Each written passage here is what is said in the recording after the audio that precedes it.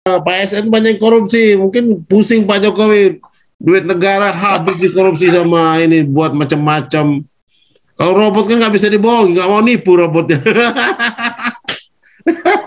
Bisa Ini jadi. Bang Haji, kalau bicara korupsi, yang ada temuan indikasi korupsi seperti LBP, Erick Thohir, itu kenapa nggak dipecat?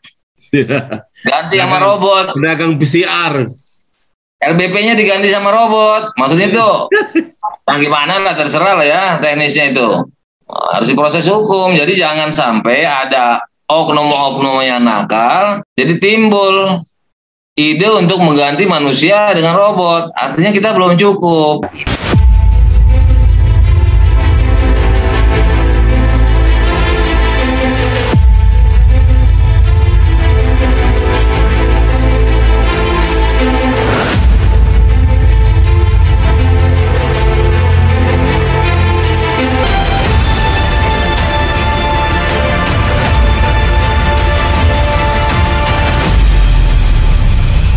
Assalamualaikum warahmatullahi wabarakatuh. Salam sejahtera buat kita semua. Jumpa kembali di Herman Kadir Channel. Kali ini kita mau bincang-bincang dengan Bapak Damai Hari Lubis, salah satu sekjen tim pembela aktivis dan ulama, seorang advokat senior pada Kongres Advokat Indonesia, sekretaris Dewan Kehormatan DPP KAI yang baru-baru ini baru menghadiri putusan banding Komisi Hotang, Damai Hari Lubis. Assalamualaikum Pak Damai, apa kabar? Waalaikumsalam warahmatullahi wabarakatuh, Bang Haji Herman. Politisi senior dan senior dalam dunia advokat juga. Udah lama nih kita nggak bincang-bincang nih ya, udah lama. Iya Bang Haji. Jadi saya tuh tadi lihat di WhatsApp grup ya, bluffingan Pak Damai Hari Lubis maupun yang ada di Twitter itu tentang masalah Presiden Jokowi mau mengganti ASN dengan robot. Wah, ini komentarnya menarik juga nih hari ini. Oh gitu ya? Ya, cukup viral gitu loh. Jadi saya gitu ya? menarik untuk wawancari Pak Damai nih masalah ASN mau diganti robot.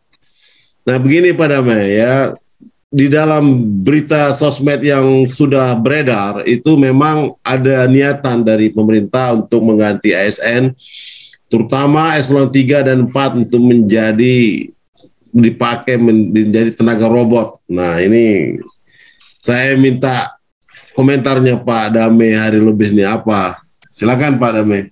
Jadi begini Bang Haji, yang kita tahu politisi pernah duduk di DPR RI. Jadi kalau saya malah bertanya nanti yang di luar keahlian saya, tentu Bang Haji bisa jawab justru. Sepengetahuan saya bahwa usul daripada Bapak Jokowi itu tentu bertentangan dengan konstitusi yang ada tentang ASN atau pegawai negeri sipil sebelumnya disebut. Itu regulasinya itu kan tentunya kan akan dirubah dulu. Iya. Yeah. Nah, itu kan memerlukan sebuah rancangan undang-undang. Karena ini inisiatifnya dari Pak Jokowi selaku eksekutif, tentu kan harus dimatangkan dulu itu di ranah eksekutif, baru dilempar kepada legislatif atau anggota parlemen, DPR RI dalam hal ini. Jadi nggak tiba-tiba sekonyong-konyong itu saja.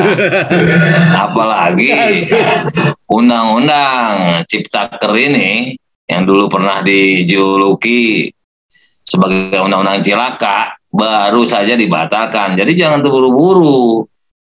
RUU HIP juga bermasalah sampai MUI mengeluarkan maklumat. Jadi jangan terburu-buru lah. Yeah. Apalagi kita banyak utang, ya kan? Nanti kan anggaran itu besar itu. Pak Haji Herman tahu lah itu untuk ke DPR RI. Nah, perubahan ataupun pembuatan undang-undang tentunya menyangkut robot ini bagaimana. Diundanglah ahli hukum, praktisi, akademisi, para ahli hukum lah. Jangan sekonyong-konyong begitu ya, termasuk ahli IT. Diundanglah. Karena bukan apa-apa. Ini kan robot ini menggantikan manusia. Sementara Pak Jokowi pernah berjanji akan membuka lapangan pekerjaan sekian juta. Kok tiba-tiba malah mau diganti robot itu? Kan gitu. Aduh, jadi kita bingung ini. Bingung. Jadi manusia tenaga kerjanya nggak ada, bentuk ya kan? Malah mau digantikan yang ada, kan bingung. Atau bagaimana ini? Kita perlu sosialisasi lah itu, eksekutif itu. Jangan cuma bikin gaduh. Jadi menurut saya itu presiden bikin gaduh. Nah, kalau robot itu juga bagaimana pembiayaannya? Sementara Undang-Undang Dasar 45 memberikan kesejahteraan kepada warga negara Indonesia. Dalam artian hukum manusia, bukan mensejahterakan robot. Ya kan? Alhasil apa? Dari manusia pindah ke robot, alhasil yang mendapatkan keuntungan adalah korporasi. Perawatannya, treatmentnya, nanti ada out of service-nya, kerusakan, error, perangkat lunak, software, hardware, ya kan? Itu kan perlu dipikirkan. Alhasil kita ketergantungan kepada pengusaha yang merawat robot-robot tersebut. Terus bagaimana dengan data-data pemerintah, rahasia negara? Nanti yang tuang servisnya yang datang kan? Akhirnya dia bisa dapetin data-data itu. Jadi bingung juga nih, kalau menurut Bang Haji bagaimana ini? Jadi manusianya hilang, sementara Bang Haji, jutaan. Kalau itu robot salah, data akhirnya salah. Kalau robot itu salah, data salah, itu nggak bisa dituntut robot itu. Karena KUHP semua undang-undang untuk manusia. Orang siapa yang itu manusia. Nanti mungkin gini Pak, mungkin karena gimana? Pak Jokowi ini udah pusing lihat ASN ini kan banyak terlibat korupsi atau apa, orang ganti ASN aja lah. Sudah terlalu birokrasinya minta ampun gitu loh. Apa-apa di level unit eselon 3 4 ini kan para birokrat yang mempersulit urusan-urusan, hingga birokrasi itu benar-benar diterapkan dengan sebegitu ketat di PNS itu. Makanya gara-gara bikin pusing aja ganti aja dengan robot kata Pak Jokowi. Itu akibatnya gitu loh. Kedua, akibatnya salah satu Bang Haji sebut korupsi tadi Bang Haji. Iya, Pak SN banyak korupsi. Mungkin pusing Pak Jokowi, duit negara habis dikorupsi sama ini buat macam-macam. Kalau robot kan nggak bisa dibohong, nggak mau nipu robotnya. Bisa jadi. Bang Haji, kalau bicara korupsi, yang ada temuan indikasi korupsi seperti LBP, Erick Thohir, itu kenapa nggak dipecat? Ganti sama robot. Pedagang PCR. LBP-nya diganti sama robot. Maksudnya itu, gimana lah, terserah lah ya teknisnya itu. Harus diproses hukum. Jadi jangan sampai ada oknum-oknum yang nakal, jadi timbul ide untuk mengganti manusia dengan robot. Artinya kita belum cukup kemampuan untuk itu tadi, ada hubungan dengan utang. Ada di Asia yang menggunakan robot itu, Korea Selatan. Tapi kan ekonominya udah mapan. Amerika aja baru mau juga. Ada sebagian baru ide kok Indonesia tiba-tiba. Kemarin baru ide mobil listrik. Kan tiba-tiba robot untuk mengganti ASN. Jadi mungkin kata Pak Haji gitu, pusing dia. Pak Jokowi akhirnya idenya ngelantur. Ya itu tadi, birokrasi kita ini memang di level eselon 3-4 ini memang terasa sekali ya, mempersulit aja. Kerjaannya memang mempersulit aja. Terutama urusan-urusan yang berkaitan dengan masalah pertanahan, masalah perizinan itu. Aduh, ribet banget kita. Nah, ini memang perlu ditata demikian rupa gitu loh, supaya bagaimana lah. Ini mungkin komentar Pak Jokowi, Bapak Presiden kita ini mungkin bisa dijadikan cambuk lah buat PNS yang terutama eselon 3, eselon 4 itu, supaya ngerti lah gitu loh. Ini presiden udah negor ini sebenarnya. Supaya jadi nyindir itu ya orang-orang yang itu terlalu birokrat.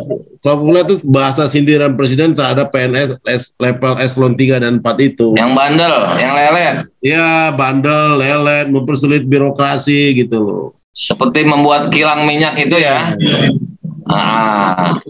Nggak dibuat-buat juga sampai sekarang ya kan. Tapi kan kita tahunya fakta tertulis mau menggantikan pegawai negeri sipil dengan robot. Ya itu tadi kan aku bilang harga PCR kan sampai 1.100.000 dulu. Saya itu sampai 5 kali PCR itu 1.100.000. Terus yang 800 dua kali. Iya, nggak pernah tuh saya yang 500-400 sekarang PCR. Itu kalau pakai robot kan nggak mungkin dia naikin harga itu di lapangan di bawah itu kan. Ngomong-ngomong Pak Haji nggak kelas action aja orang-orang yang pernah bayar 2 juta sekian. Pak Haji nggak aja kelas action biar pulangin duitnya tuh. Nggak pulang, saya nggak diminta. Nggak tahu, saya ada informasi gitu. Ya gugat aja kelas action maksudnya Bang Haji. Nggak banyak. Kalau mau pakai lawyer saya siap. Harga PCR gila di India cuma 90.000, PCR kita 1.100.000. Lebih mahal PCR-nya pada tiket pesawat, coba itu. Aduh, bener-bener ya kita nih. Untung saya nggak kenal pesawat saya. Jadi itu penumpang jadi sepi itu. Kalau nggak dibebasin PCR itu. Sepi penumpang pesawat. Kasihan tuh pilot-pilot dan perusahaan-perusahaan penerbang itu pada bangkrut semua tuh gara-gara proyek PCR. Syarat PCR. Ya, jadi mungkin perusahaan penerbangan itu efeknya itu juga ya. Iyalah pasti. Banyak bangkrut. Orang mikir mau naik pesawat. Saya nggak paham tuh ya. Lebih mahal daripada tiket pesawat. Iya kan? Saya kalau tiket ke Semarang cuma 600, 400. Tiket kalau naik lain cuma 400. PCR-nya 1.100.000, yang benar aja. Dulu itu waktu itu coba yang benar aja. Cuman orang mau naik pesawat mendingan naik mobil aja lah ke Semarang lagi kita. Jadi substansinya Bang Haji boleh dibilang perusahaan-perusahaan negara ini bangkrut atau rugi yang muter untungnya pribadi dari orang pemerintahan juga dong ya. Iya. Makanya itu sebenarnya pejabat itu nggak boleh jadi perangkap pengusaha, itu nggak boleh. Jadi yang merugikan perusahaan negara. Dilarang itu. Pejabat. Jadi yang merugikan perusahaan negara ini BUMN keluarganya Erick Thohir sendiri dong ya? Nggak tahu saya itu makanya. Nah abangnya itu terlibat katanya. Pemilihnya entah apa. Makanya yang jelas proyek PCR itu gila banget dah gue bilang. Emang udah bener-bener dah. Orang lagi susah, orang lagi makan yang empot-empotan.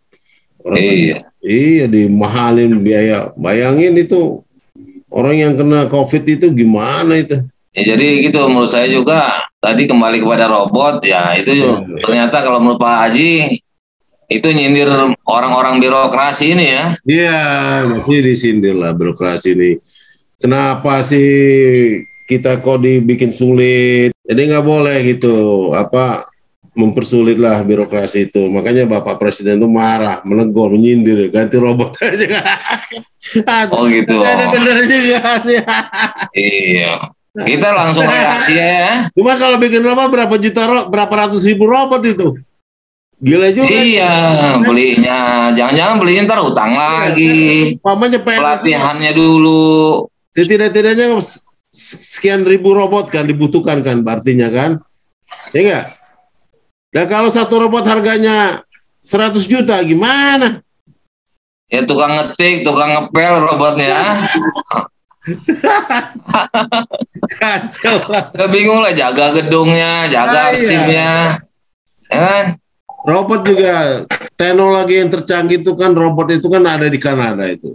Kanada dan Jepang itu udah teknologi canggih. Tapi gue lihat untuk operasional pengetikan ya kayak itu bikin data itu belum sampai ke sana aku lihat robot ini.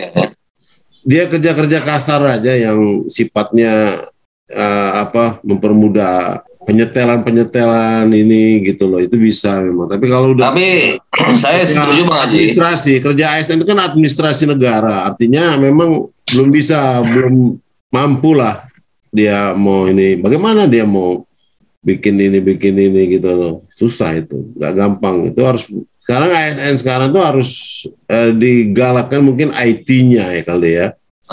IT-nya itu yang harus ditingkatkan. Sekarang ini apa teknologi sudah canggih-canggih semua kan. Nah, kecanggihan ini Bang Haji, kecanggihan mengenai robot, saya setuju. Kalau robot khusus nangkap koruptor, nah saya setuju tuh. Langsung borgol koruptor, nah saya setuju tuh. Dia mencari data sendiri ya kan. Ya secara IT lah, dunia IT dapat. Setelah itu dia datang ya kan, bawa mobil sendiri, tangkap koruptornya kan. Nah itu saya setuju tuh. Tapi kalau pegawai negeri bayangkan aja, itu tidurnya di mana itu robot? Ada apartemen sendiri, pulang sendiri. Itu rumah sakit umpamanya kan, dia menjaga pasien rumah sakit umpamanya yang sedang di ICU, itu kan bisa aja dipakai robot gitu loh. Bisa gitu, tenaga robot. Kan perawat itu kan tidak harus ini kan. Itu pengontrolan kan. Bisa kita bercanda nih Ji, bercanda orang awam itu kontrakannya di mana itu robot? Atau satpam gitu kan, penjaga-penjaga gitu di depan gitu bisa pakai robot nggak apa-apa. Tapi kalau teknis umpamanya udah menyangkut pengetikan apa itu belum bisa tuh robot itu kulihat. Belum bisa ya? Belum bisa. Karena kalau pendataan itu ini harus ini membuat surat keputusan nomor sekian mengeluarkan izin, nah itu belum bisa. Tapi kalau IT-nya bisa, istilahnya bukan robot, ini artinya teknologi komputer yang perlu ditingkatkan gitu loh. Nggak semua. Sekarang kan KK aja, kartu keluarga aja sama KTP sudah IT semua itu kan, sudah sistem scan aja sekarang. Saya kemarin bikin kartu keluarga, udah scan aja udah jadi tidak perlu tanda tangan lagi. Di KK itu ada barcode-nya sudah kakak saya itu. Enaknya di situ sekarang.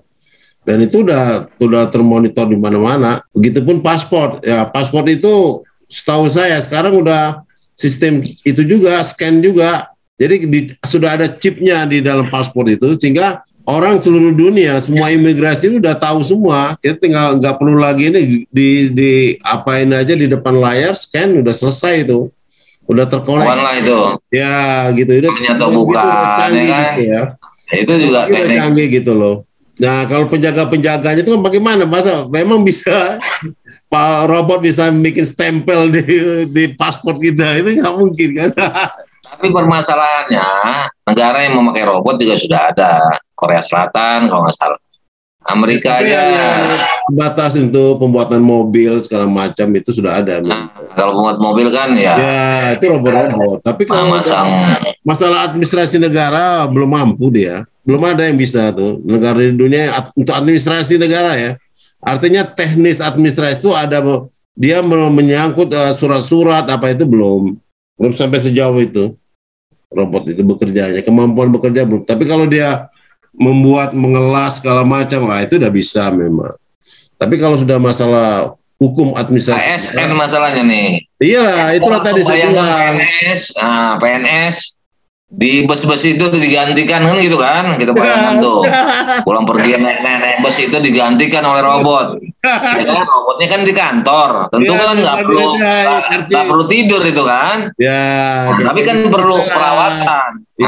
Boleh lah, tapi kalau perizinan umpamanya kan, itu kan ada nanti Badan Koordinasi Perizinan dan Investasi, itu kan ada di setiap di daerah-daerah itu. Satu atap, itu nggak mungkin ya robot-robot itu bisa bekerja. Terus ngukur tanah, kalau luas tanah dia turun robotnya ngukur nggak? Kalau ngukur tanah masih bisa, pakai tedolit itu udah bisa robot itu. Tapi kalau teknis menghitung apa itu belum bisa. Kalau ukuran tanah kan bisa lewat satelit juga, ya kan? Kemiringan tanah, dia kan harus menggambar bagaimana tanah itu miring kan nggak gampang itu harus tangan orang gitu loh. Saya pernah dulu ngukur tanah itu tebing. Nah cara ngukur tebing apa? Memang dilihat dari ini kemiringan tebing itu. Memang jago-jago tuh orang-orang BPN tuh soal ukuran tanah itu. Kalau itu robot belum mampu kalau aku lihat sih.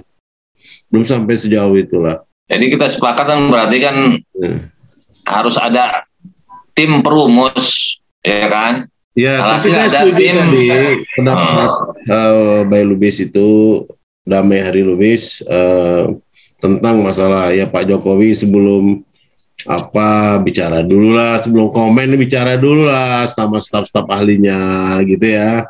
Ya, Diskusi dulu sama nah, ahlinya, diskusi dulu. bentuk tim ahlinya, tim hukum pemerintahan. Baru di bluffing gitu loh, baru disampaikan ke masyarakat umum.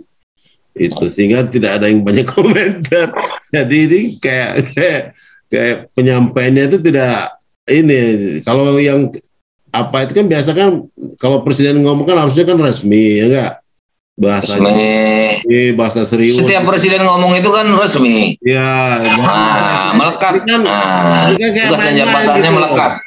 Itu nggak bagus juga kalau seorang presiden menyampaikan secara main-main yang tidak serius. Kan nggak boleh juga. Ya, itu nggak kurang setuju juga saya.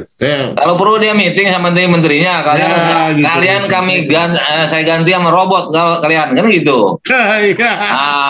Itu internal, silakanlah. Kalau dia mau expose, saya marah-marah tuh, gitu kan? Kayak kemarin dia marah-marah sama direksi Dibikinlah Pertamina, kan jadi gaduh juga.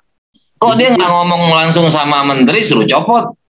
Kok turun kok kecil amat? Itu kan di bawah Erick Thohir. Kalau mau juga dia berhentikan Erick Thohir atau marah-marah sama Erick Thohir. Kok turun kelasnya ke direksi? Komisaris saja, masih jauh di bawah Erick Thohir. Kadang-kadang lucu ini Pak Jokowi ini lucu. Jadi keluar ide langsung nyeplos saja. Iya. Padahal ada rambu-rambu hukum yang ya kan? Sebagai presiden dia punya job disk khusus merujuk kepada undang-undang. Langkah-langkah sesuatunya harus merupakan langkah sesuai regulasi yang ada. Jadi menurut pandangan Pak Damai masalah robotisasi di ASN level 3 dan 4 ini apa kesimpulannya, gimana maksudnya? Jadi artinya perangkat untuk mewujudkan ide atau usulan atau gagasan, tapi beliau tidak menyebut lagi, dia akan menggantikan, dia bilang. Jadi seolah-olah sudah sip, sudah aman rancangan undang-undangnya. Setahu kita, dia sampaikan bahwa ini sudah dibentuk tim untuk ini. Langkahnya harus sistematik gitu loh, sesuai ketatanegaraan. Beliau kan artinya Pak Damai penyampaian ini serius ya? Ya serius lah. Orang di publik kok, dipublis. Ini kan kita lihat dari media nasional. Ya, artinya ada gambaran sampai ke dibentuk undang-undang, dibuat undang-undangnya? Itu dia nggak disebutkan, cuma baru gagasan beliau. Artinya beliau menyatakan akan menggantikan tadi level sekian di ASN kepada robot-robot. Ya mungkin benar juga Bang Haji, dia kesal sama itu pelayanan birokrasi yang terlalu birokrat sehingga dia mengusulkan seperti itu. Permasalahannya kan kata-kata keluar dari seorang presiden, kepala eksekutif yang tertinggi. Jadi sebetulnya gitu tadi, kapan nih wacana ini? Ya, harusnya sosialisasi dulu. Sudah ada kami tim kepresidenan atau telah menyusun untuk menggantikan undang-undang tentang gitu. Ya kalau itu berarti undang-undang ASN-nya Pak Damai. ASN-nya kan diganti dulu. Saya pernah jadi panjanya undang-undang ASN. Undang ASN yang ini saya pernah ikut jadi panjanya dulu. Waktu saya di Komisi 2. Jadi kalau mau dirubah ya ASN-nya dirubah. Apa bentuk undang-undang baru ini kan termasuk lex spesialis ini, ya kan? Kalau gantikan robot, bagaimana kalau robot error? Berarti kan? Nah kalau undang-undang ASN sudah ada. Enggak, maksud saya, artinya kalau itu dirubah, digantikan robot, itu kan sepertinya kan akhirnya larinya ke lex spesialis. Bisa jadi karena ini untuk robot. Larinya ancaman hukumannya kalau ada sanksi, itu kan nggak bisa robot dikenakan sanksi hukuman. Berarti kan larinya kepada Kepada siapa? Kan kepada manusia juga, yaitu si korporasi.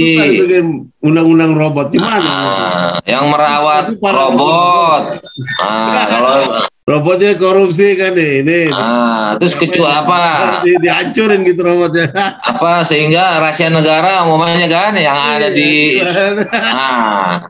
Itu kan operatornya bertanggung jawab.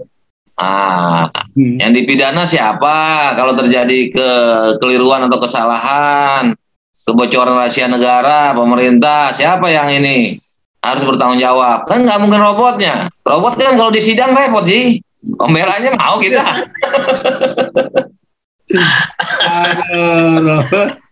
Jadi nih sistematika hukumnya harus sesuai betul-betul ini.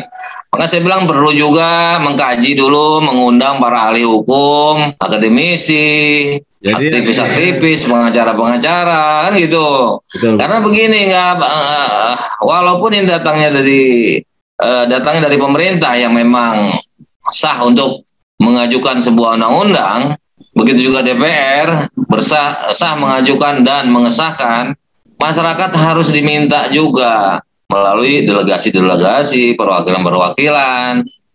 Jadi bukan ini orang partai itu, orang-orang legislatif itu kan mewakili partai. Iya. Jadi jangan sampai rakyat ditinggalkan, karena rakyat itu kan memberikan kepercayaan itu sebetulnya kan kepada subjek hukum anggota dewan, bukan kepada parpol. Jadi dalam hal pembuatan undang-undang ini, rakyat juga harus dilibatkan. Tapi rakyat yang mana? Itu rakyat yang sesuai keahlian, disiplin ilmunya. Seperti itu harus dilibatkan. Karena nggak ada rakyat memberikan hak kepada parpol. Nggak ada, walaupun otomatis mutatis mutandis itu. Anggota dewan itu adalah mewakili parpol, berarti kita percaya sama parpol. Itu kan kalau substansinya seperti itu. Tapi ada orang yang nggak suka sama parpol ini, tapi dia suka sama calonnya. Jadi nggak bisa. Haknya kembali kepada parpol. Alhasil di voting. Menang suara. Masa keadilan bisa kalah? Kebenaran itu kalah sama jumlah suara. Repot. Jadi harus ada perwakilan masyarakat tersendiri yang independen. Nah, itu kerjasamanya. Jadi bukan staf ahlinya si pemerintah, tentu tunduk kepada tuannya, yaitu pimpinannya di eksekutif. Begitu juga dewan punya ahli. Tapi ahli itu apa kata? Nah, kayak Pak Haji kan dulu punya staf ahli. Apa dia bisa menyimpang dari Pak Haji? 2 orang staf ahli. Kan nggak boleh menyimpang. Jadi berarti kan Pak Haji juga harus dari luar dilibatkan ini. Yang kedokteran, dokter. Jangan yang bidang kedokteran yang diutus insinyur, nggak boleh juga. Menteri kita kan insinyur nih, Ji. Menteri Kesehatan kan repot, baca tulisan dokter aja dia nggak boleh secara hukum.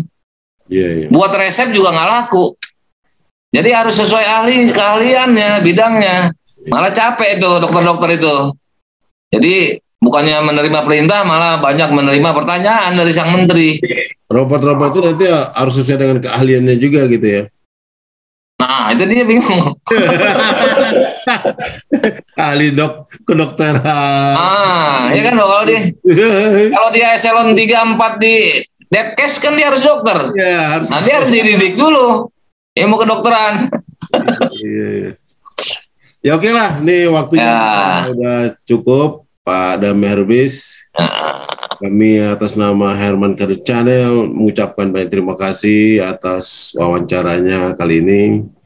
Semoga Pak Damai sehat selalu dan selalu. Amin ya Allah. Wassalamualaikum warahmatullahi wabarakatuh. Waalaikumsalam warahmatullahi wabarakatuh.